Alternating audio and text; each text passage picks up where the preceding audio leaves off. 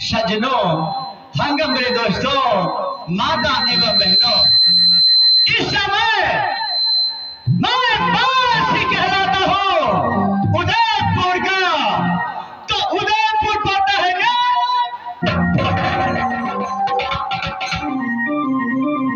मेरा पिता श्री का नाम राजा उदय सिंह है। उसके जान से 2 पुत्र और 1 पुत्रियां पैदा हुई। कहां? तो उदयपुर।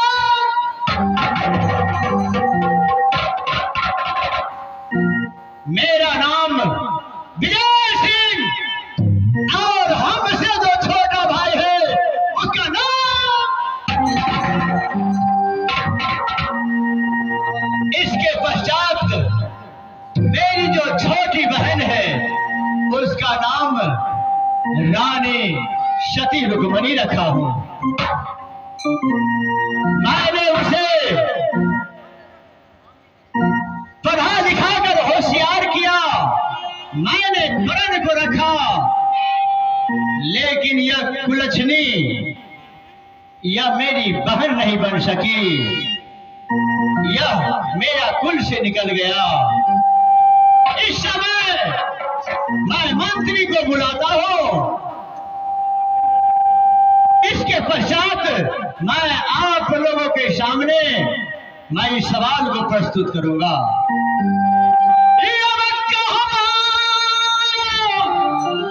ये क्या रही है?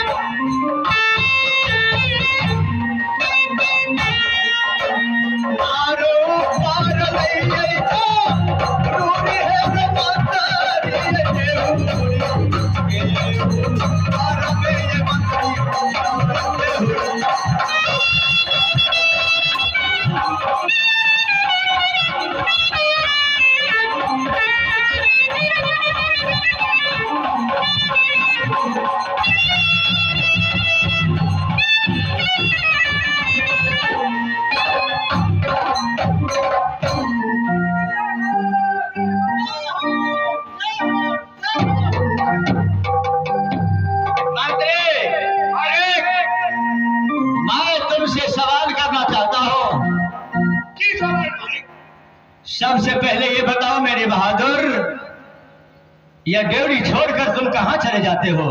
मालिक हाथ में पूछते करते थे, हट तक अपना ड्यूटी हम तैयार रहे थे। 24 घंटा अपना ड्यूटी कर रहे थे। क्या नहीं, लेकिन जब मैं उपस्थित होता हूँ तो तुम नजर नहीं आते हो, तो मुझे शोर करना पड़ता है। मालिक हर हमेशा हर जगह पूरे रात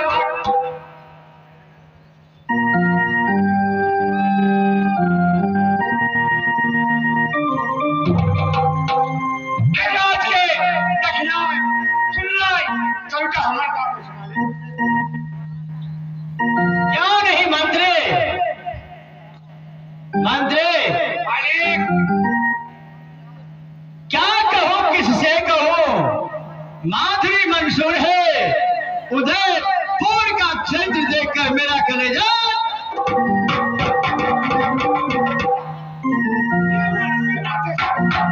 करना। मेरे बहादुर,